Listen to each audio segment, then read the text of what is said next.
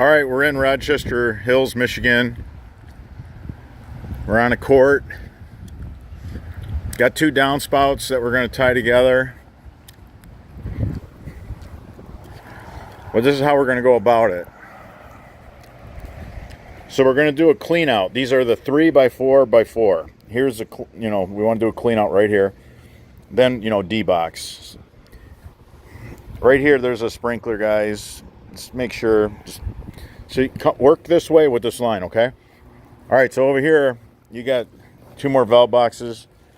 We're going to do a clean out. We're going to have to cut this off a little high. We got to get some angle on this just to get out of here.